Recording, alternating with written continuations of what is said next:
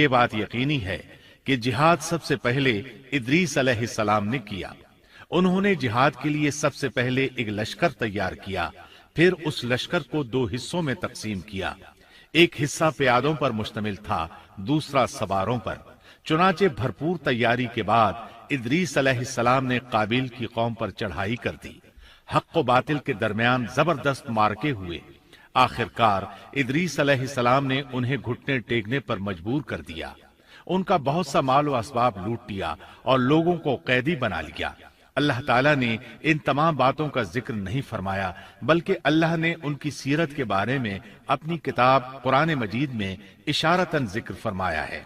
मसलन सूरह मरियम आयात 56 और 57 में इरशाद होता है, और इस किताब में इदरीस का भी जिक्र कर, वो भी नेक किरदार नबी थे, हमने उन्हें बुलंद मकाम पर उठाया।